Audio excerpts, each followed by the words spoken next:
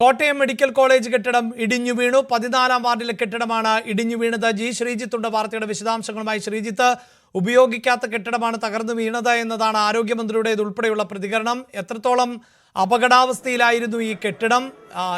ചിലർക്ക് പരിക്കേറ്റതായി വിവരങ്ങളുണ്ടല്ലോ, അവരുടെ പരിക്ക് സാരമാണോ? ആള് കുടുങ്ങിയിട്ടുണ്ടോ എന്ന് പരിശോധിക്കാൻ ഇതുവരെ തയ്യാറായിട്ടില്ലല്ലോ. ആള് കുടുങ്ങിയിട്ടുണ്ടോ എന്ന് എന്തുകൊണ്ട് പരിശോധിക്കുന്നില്ല? ഒഴിഞ്ഞ കെട്ടിടം എന്ന് പറയുന്നു. ഒഴിഞ്ഞ കെട്ടിടം എന്ന് പറഞ്ഞ് ഒഴിഞ്ഞു മാറാൻ ശ്രമിക്കുക സർക്കാർ. കാരണം എന്താ, ഇവിടെ താഴെ ആൾക്കാര് താമസിക്കുന്നതായിട്ട് നമുക്ക് മനസ്സിലാവും. നിങ്ങളൊന്ന് കയറി നോക്കിയേ, നിങ്ങൾ കയറി നോക്കി മനസ്സിലാവും. ഈ തകർന്ന് വീണ കെട്ടിടത്തിന് താഴെ വാർഡ് പ്രവർത്തിച്ചുകൊണ്ടിരിക്കുകയാണ്. എന്നിട്ട് പറയുന്നു ഇവിടെ ആരും ഇല്ല എന്ന് പറഞ്ഞാൽ ഇത് എങ്ങനെ അക്സെപ്റ്റ് ചെയ്യാൻ പറ്റും? ഇവിടുത്തെ ജനങ്ങളെ വീണ്ടും വെല്ലുവിളിക്കുകയല്ലേ? ഇവിടുത്തെ മാധ്യമങ്ങളെ ഉൾപ്പെടെ തെറ്റിദ്ധരിപ്പിക്കാൻ ശ്രമമല്ലേ? കേരളത്തിലെ ജനങ്ങളെ തെറ്റിദ്ധരിപ്പിക്കാൻ ശ്രമമല്ലേ?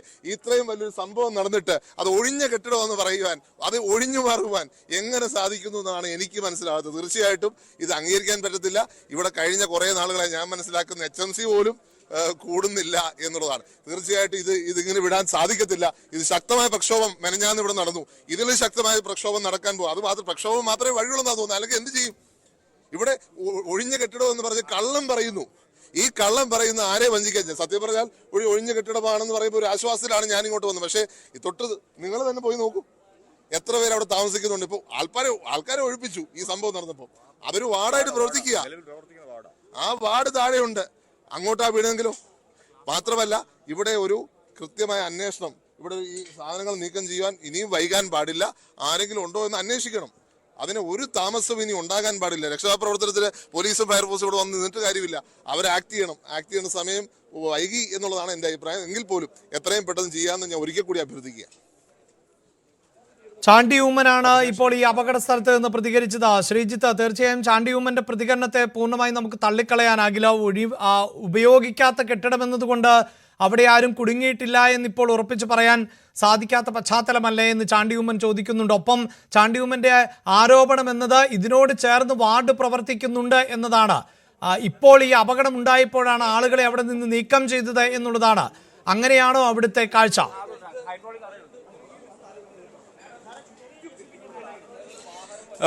എന്തായാലും ഒരു കാര്യം ഉറപ്പാണ്, രോഗികളെ നേരത്തെ തന്നെ ഒരു പക്ഷെ മാറ്റിയിട്ടുണ്ടാകും. പക്ഷെ ഇവിടെ ഈ ഒഴിഞ്ഞ കെട്ടിടമാണെങ്കിൽ പോലും ഞാൻ നേരത്തെയൊക്കെ ചൂണ്ടിക്കാണിച്ച പോലെ ഈ ബൈസ്റ്റാൻഡേഴ്സിനെ പോലെയുള്ളവർ ഇവിടെ വന്ന് കിടന്നിട്ടുണ്ടാകണം എന്ന് വേണം മനസ്സിലാക്കാൻ. അങ്ങനെയുള്ളവരായിരിക്കാം ഈ ബാത്റൂം സൗകര്യം ഉപയോഗിച്ചിട്ടുള്ളത് എന്നും മനസ്സിലാക്കേണ്ടി വരുന്നു. ഈ കെട്ടിടത്തിന്റെ ഒരു വീഴ്ച ഇങ്ങനെയാണ് അഭിലാഷ്. തൊട്ട് മുകളിലുള്ള ഈ ബീം കാണാം, അതുൾപ്പെടെ ഇടിഞ്ഞാണ് ഫലത്തിൽ വീണിരിക്കുന്നത്.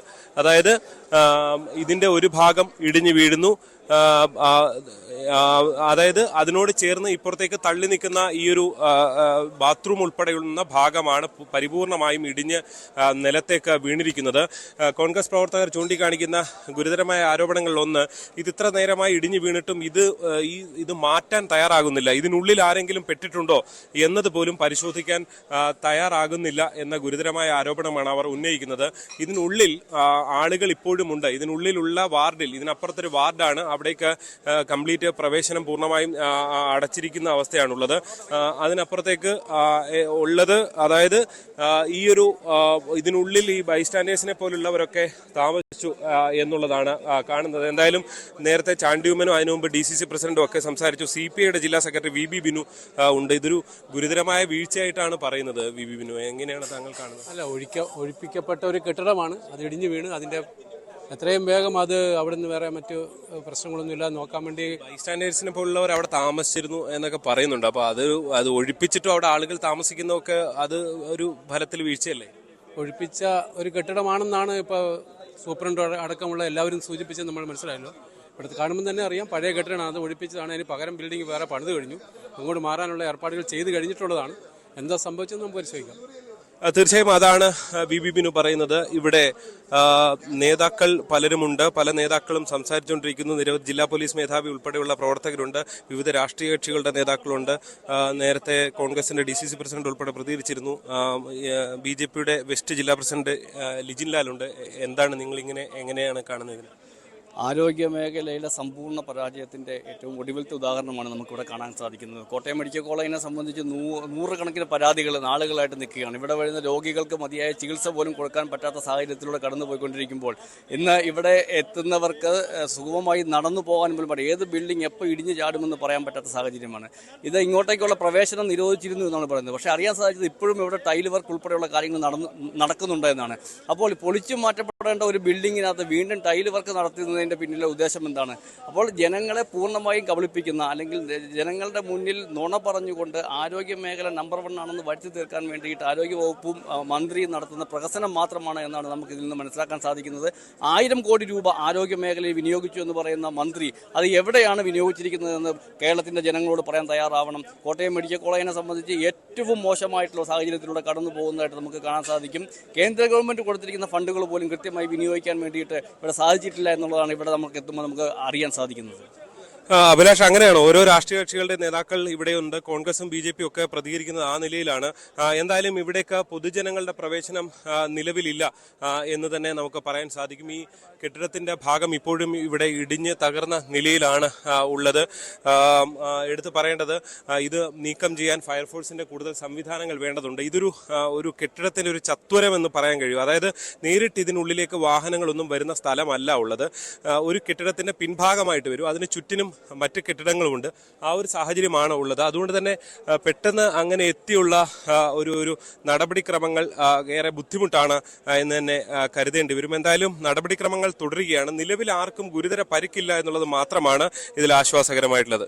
തീർച്ചയായും ശ്രീജിത്ത് സൂചിപ്പിക്കുന്ന പോലെ നിലവിൽ ഗുരുതരമായി പരിക്കേറ്റവർ ഇല്ല എന്നത് അങ്ങേയറ്റം ആശ്വാസകരമാണ് എന്ന് പറയുമ്പോൾ പോലും ഞാൻ അപ്പുറത്ത് 3-ാം വാർഡിൽ ഡ്യൂട്ടിയിലായിരുന്നു. ശബ്ദം കേട്ട് ഓടി വന്നതാണ്. ഞാൻ വന്നപ്പോഴത്തേക്ക് ബിൽഡിങ് താഴെ പതിച്ചിരിക്കുന്നതാണ് കണ്ടത്. ആൾക്കാരെ ഉണ്ടായിരുന്നില്ല കാഷ്വാലിറ്റിയോട്ട് മാറ്റി എന്ന് പറഞ്ഞു. അപ്പോൾ ഇനിയിപ്പോൾ വേറെ ആരെങ്കിലും ഉണ്ടോയെന്നറിയില്ല. അപ്പം റെസ്ക്യൂ എഫേർട്സ് തീരുന്നവരെ ഞങ്ങൾ കുറച്ച് പേര് ഇവിടെയൊക്കെ തന്നെ കാണും.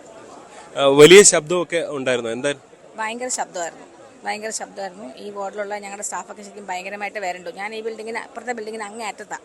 അവിടം വരെ കേൾക്കായിരുന്നു. അപ്പോൾ പിന്നെ അതിൻ്റെ വലിപ്പം മനസ്സിലാക്കാവുന്നല്ലേ ഉള്ളൂ.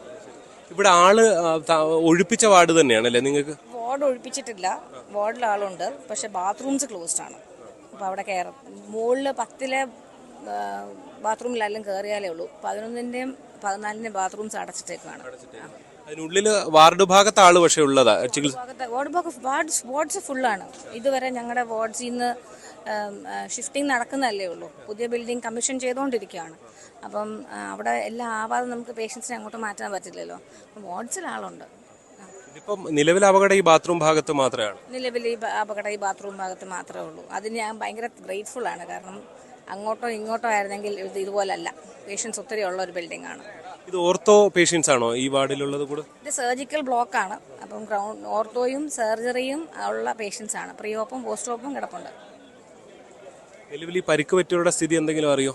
കാഷ്വാലിറ്റിയിലാണ്, കുഴപ്പമില്ല എന്നാണ് കിട്ടിയിരിക്കുന്ന വിവരം. അഭിലാഷ്, എന്തായാലും സുവാൻ സക്കറിയ മെഡിക്കൽ കോളേജിലെ ഡോക്ടർ തന്നെയാണ്. അവർ ചൂണ്ടിക്കാണിക്കുന്നത് വളരെ ആരോഗ്യമന്ത്രിയോ അല്ലെങ്കിൽ മറ്റ് മന്ത്രിയോ സർക്കാരോ ഒക്കെ പറയുന്നതിന് വിരുദ്ധമായിട്ടുള്ള ഒരു കാര്യം കൂടിയാണ്. പ്രത്യേകിച്ച് ഈ വാർഡിനുള്ളിൽ ആളുണ്ടായിരുന്നു എന്നുള്ളതാണ്. പക്ഷേ ഈ ബാത്റൂം ക്ലോസ്ഡ് ആണ് എന്നവർ ചൂണ്ടിക്കാണിക്കുന്നുണ്ട്. അതായത് ഈ ഓർത്തോ സർജിക്കൽ വാർഡാണ് ഉള്ളത്. ഇതിന്റെ ഭാഗമായിട്ടുള്ള ആളുകൾ ഇവിടെ ഉണ്ട് എന്നുള്ളതാണ് ചൂണ്ടിക്കാണിക്കുന്നത്. എന്തായാലും ഇതൊരു അപകടകരമായ നിലയിൽ ഫലത്തിൽ പ്രവർത്തിക്കുന്നു. സർക്കാരിന്റെ നിലവിലുള്ള വിശദീകരണം കൊണ്ട് നമുക്ക് അതിനെ തീർച്ചയായും അതാണല്ലോ ആരോഗ്യമന്ത്രിയുടെ അവകാശവാദങ്ങളൊക്കെ പൊളിക്കുന്ന പ്രതികരണം തന്നെയാണ് ഇപ്പോൾ ആ ഡോക്ടറുടെ ഭാഗത്ത് നിന്നുണ്ടായിട്ടുള്ളത്. അങ്ങനെ പൂർണ്ണമായും ആളുകളെ ഒഴിപ്പിച്ച ഒരു ഭാഗമായി ഇപ്പോൾ ഇതിനെ കണക്കാക്കാൻ പറ്റുന്നില്ലല്ലോ. മാത്രവുമല്ല ആ ഡോക്ടർ തന്നെ പറയുന്നുണ്ടല്ലോ, ഒരു പക്ഷേ ഈ കെട്ടിടം പൊളിഞ്ഞു വീണത് ഇവിടേക്കാണ്, അതിന്റെ ദിശ മാറിയിരുന്നുവെങ്കിൽ ഇതായിരിക്കുമായിരുന്നില്ല എന്ന് പറയുമ്പോൾ ആ അപകടാവസ്ഥയിൽ തന്നെയാണ് അവിടെ രോഗികളെ അടക്കം പാർപ്പിച്ചിരുന്നത് എന്ന് തന്നെയല്ലേ മനസ്സിലാക്കേണ്ടത് ശ്രീജിത്ത്?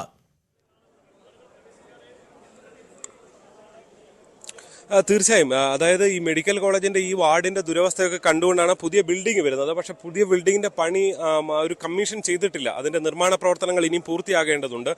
അതുകൊണ്ട് തന്നെ ഈ ഒരു ഘട്ടത്തിൽ ഫലത്തിൽ ഈ ഒരു വാർഡിൽ നിന്ന് ഷിഫ്റ്റിംഗ് നടന്നിട്ടില്ല. ഈ വാർഡിൽ രോഗികൾ ഉണ്ടായിരുന്നു എന്നുള്ളതാണ്. നേരത്തെ ആരോഗ്യമന്ത്രിയും ഒരു പകുതി കാര്യമായി ചൂണ്ടിക്കാണിച്ചത് ഇത് ഷിഫ്റ്റ് ചെയ്യാൻ പറഞ്ഞിരുന്നു എന്നുള്ളതാണ്. പക്ഷെ ഷിഫ്റ്റ് ചെയ്യാൻ പറയുമ്പോൾ മറ്റൊരു വാർഡ് അത് തയ്യാറാകേണ്ടതുണ്ട്. അങ്ങനെ തയ്യാറായിട്ടില്ല എന്നുള്ളത് തന്നെയാണ് എടുത്തു കാണേണ്ടത്.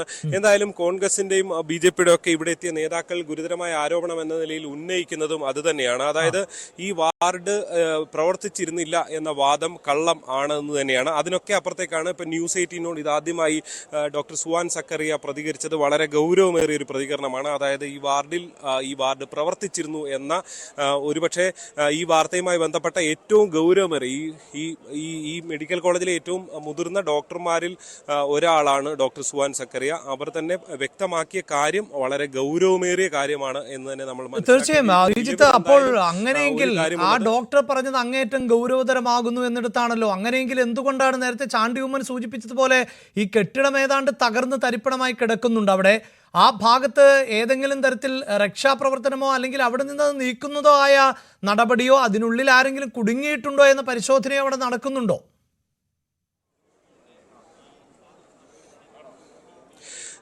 നമുക്ക് നമ്മുടെ പ്രതികരണവുമായി ബന്ധപ്പെട്ട ഇവിടെ മറ്റ് ചാണ്ടിയുമ്മനെ പോലുള്ള നേതാക്കളുണ്ട്. നമുക്ക് അവരോട് ഒന്ന് സംസാരിക്കാം.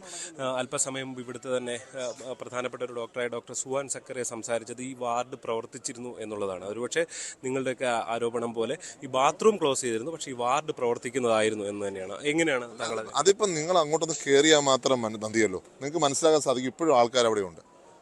ഈ 3 നിലയിലും ആളുണ്ട്. ഇത് 3 നിലയുടെയും ബാത്റൂം ഇതല്ലേ, അവർ ഉപയോഗിക്കുന്നില്ല എന്ന് പറഞ്ഞാൽ അത്രയും ഒരു വിശ്വാസത പോട്ടെ, അവർ പറയുന്നു വേണ്ടേ നമുക്ക് അംഗീകരിക്കാമെന്ന് വെച്ചു. പക്ഷേ ഇതൊന്നും പൊളിച്ച് മാറ്റുവാൻ, എന്നിട്ട് ഓൾട്ടർനേറ്റീവ് ഒരു സിസ്റ്റം ഉണ്ടാക്കുവാനുള്ള ഉത്തരവാദിത്തം മെഡിക്കൽ കോളേജിനില്ലേ? അപ്പോൾ ഇവരുടെ ഒരു ജീവന് എന്തെങ്കിലും അപകടം പറ്റിയിരുന്നെങ്കിൽ ആരും ഉത്തരം പറയും? നമുക്ക് ഇപ്പോഴും ഇത് ക്ലിയർ ചെയ്യാനുള്ള നടപടി വേഗത്തിലല്ല എന്നുള്ളതാണ്. അത് തീർച്ചയായിട്ടും ഇതിപ്പോഴും ക്ലിയർ ചെയ്യാൻ പറ്റുന്നുണ്ടോ? ഇത്രയും നേരമായിട്ടൊരു വണ്ടി വരാൻ സാധിക്കുന്നുണ്ടോ? അപ്പോൾ ഇത് ശരിക്കും പറഞ്ഞാൽ ഈ എമർജൻസി പ്രൊവിഷൻസ് അനുസരിച്ച് ഇതേപോലത്തെ വണ്ടികൾ കയറി വരാനുള്ള സാഹചര്യം ഒരുക്കണമെന്നുള്ളതാണ്. പക്ഷെ അത് ഇവിടെ ഒരുക്കിയിട്ടില്ല. കാരണം എല്ലാം കെട്ടിയടിച്ച് വെച്ചിരിക്കുന്നു. തീർച്ചയായിട്ടും ഇതൊരു വളരെ കൺസേണിങ് ആയിട്ടുള്ള കാര്യം. കാരണം ഇവിടെ സാധാരണക്കാരൻ വരുന്ന സ്ഥലത്ത് അത് ഇത്രയും സേഫ്റ്റി ഉള്ളൂ എന്ന് പറയുമ്പോൾ നമ്മളെ സംബന്ധിച്ച് ഒരു ഭയപ്പെടുന്ന ഒരു സാഹചര്യമാണ്. അതാണ് അദ്ദേഹം ചൂണ്ടിക്കാണിക്കുന്നത്. ചാണ്ടി ഉമ്മൻ MLA പ്രതികരണമാണ് കണ്ടത്. ഇവിടെ എന്തായാലും നടപടികൾ ആരംഭിക്കുന്നു എന്ന് വേണം അഭിലാഷം മനസ്സിലാക്കാൻ. ഇതിന്റെ മുകളിലേക്ക് ഫയർഫോഴ്സ് ഉദ്യോഗസ്ഥർ കയറി നിൽക്കുന്നുണ്ട്. ഇത് എങ്ങനെയാണ് ഇതിൽ നടപടിക്രമങ്ങൾ തുടർന്ന് നടത്തേണ്ടത് എന്നത് സംബന്ധിച്ചുള്ള പരിശോധനകൾ അവർ നടത്തിക്കൊണ്ടിരിക്കുകയാണ്. അഭിലാഷം, കൃത്യമായി പറയാനുള്ള ഒരു കാര്യം, ഈ കെട്ടിടത്തോട് ചേർന്നുള്ള ഈ ബാത്റൂം ഉൾപ്പെടെയുള്ള സൗകര്യങ്ങളുടെ ഒരു ഭാഗമാണ് ഇടിഞ്ഞ് താഴേക്ക് വീണത്. അതാണ് നമുക്കത് ഈ ദൃശ്യങ്ങളിൽ വളരെ കൃത്യമായി കാണാൻ കഴിയുന്നത്. ഇതിന്റെ മുകൾ ഭാഗത്തേക്ക് നോക്കിയാൽ ഇതാ ഈ ബാത്റൂമിന്റെ നിലം ഭാഗമൊക്കെ തന്നെ നമുക്ക് കാണാൻ പറ്റും. അതാണ് ഇടിഞ്ഞ് താഴേക്ക് ഇങ്ങനെ തൂങ്ങി നിൽക്കുന്നത്. ഇവിടെ ഇപ്പോഴും ഒരു അപകട സാഹചര്യമുണ്ട്. ഈ സർക്കാരിനുമായി ബന്ധപ്പെട്ടവർ വിശദീകരിക്കുന്ന ഒരു കാര്യം, ഇത് അങ്ങനെ പെട്ടെന്ന് ഇടിച്ച് പെട്ടെന്ന് അങ്ങ് ക്ലിയർ ചെയ്യുക എന്നുള്ളത് എളുപ്പമല്ല. കാരണം ഇത് ക്ലിയർ ചെയ്യുന്ന സമയത്ത് മുകൾ ഭാഗം ഇടിഞ്ഞ് വീഴാനുള്ള സാധ്യതയുണ്ട്. തീർച്ചയായും അത് വളരെ പ്രധാനപ്പെട്ട ഒരു കാര്യം തന്നെയാണ്. കാരണം ഇത് മുകളിൽ നിന്ന് ഇടിഞ്ഞ് ഈ താഴെ നിന്ന് ജോലി ചെയ്യുന്ന സമയത്ത് വീണ് കഴിഞ്ഞാൽ അതും വളരെ പ്രശ്നമുള്ള ഒരു സാഹചര്യം തന്നെയാണ്. അതുകൊണ്ട് തന്നെ ഇത് അതിൻ്റെതായ സമയമെടുക്കും എന്നുള്ളതാണ്. എന്തായാലും ഇതിന്റെ മുകളിൽ നിന്നുകൊണ്ട് ഫയർഫോഴ്സ് ഉദ്യോഗസ്ഥർ ഇത് പരിശോധിച്ചുകൊണ്ടിരിക്കുകയാണ്. ഇത്